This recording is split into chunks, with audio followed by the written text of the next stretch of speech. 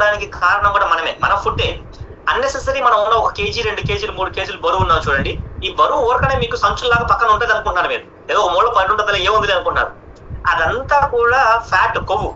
ఈ కొవ్వు బాడీలో ఉంది అంటే బ్లడ్ లో కూడా ఆటోమేటిక్ వెళ్ళిపోతుంది. బ్లడ్ లో ఉంటే దాన్ని కొలెస్ట్రాల్ అంటారు.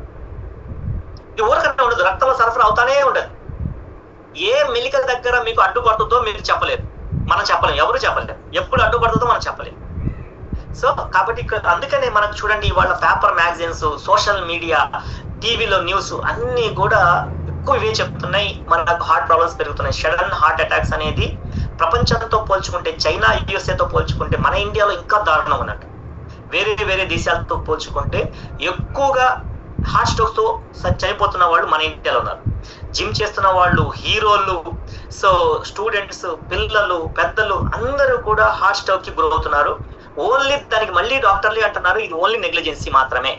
అంటే ఓన్లీ చిన్న మిస్టేక్స్ ఏవైతే ఉన్నాయో ఆ మిస్టేక్స్ వల్ల వస్తుంది మాత్రమే అని చెప్పేసి సైంటిస్టులు చెప్తున్నారు. అంటే దీన్ని సరి చేసుకోవచ్చు, ప్రికాషన్స్ ఉన్నాయి, అంటే ముందస్తు జాగ్రత్త పడితే మన సమస్య నుంచి బయటపడవచ్చు. సో ఏమి హై బ్లడ్ ప్రెషర్, బీపీని నార్మల్ చేసుకోవాలి. లైఫ్ స్టైల్ మార్చుకుంటే బీపీ నార్మల్ అవుతుంది. కొలెస్ట్రాల్, హై కొలెస్ట్రాల్ దీని ఒక రీజన్ అంటున్నారు. మరి కొలెస్ట్రాల్ ఎక్కువ ఉంటే ఫుడ్ మార్చాల్సిందే, ఫుడ్ వల్లే కొలెస్ట్రాల్ డిపాజిట్ అవుతుంది, ఫుడ్ మార్చాలి. స్మోకింగ్ అంటే అలవాటు మార్చుకోవాలి. డయాబెటిక్, ఇక్కడ ఎంత మందికి డయాబెటిక్ నార్మల్ అవుతుంది. So obesity and poor diet. Obesity ఉన్నారు అంటే మాత్రం అసలు ఒబెసిటీకి ఎన్ని కారణాలన్నీ కూడా అసలు ఒబెసిటీ వల్లే.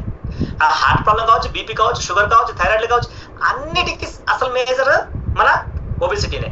మీరు 5 కేజీలు బరువు తగ్గితే, 5 నుంచి 10 కేజీలు, ఇది చూడండి వినండి, ఒక 5 నుంచి 10 కేజీలు బరువు తగ్గితే 50% గుండెపోటుకు వచ్చే సమస్య నుంచి మీరు బయటపడచ్చు అంట. 50% ఒక్క 10 కేజీలు బరువు తగ్గింది. సో అసలు అన్నిటికీ రీజన్ ఇది. అన్నిటికంటే important lack of physical activity. కూర్చొని ఉంటున్నాం,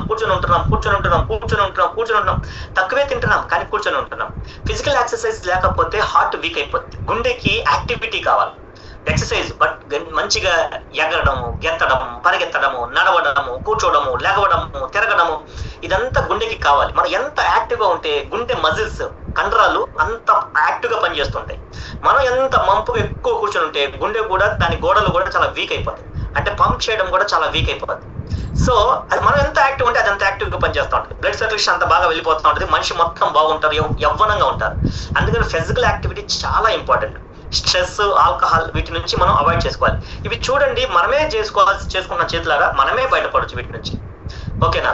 సో హార్ట్ స్ట్రోక్స్ చాలా భయంకరంగా, మొత్తం విజువల్స్ అన్నమాట. Normal heart, enlarged heart. So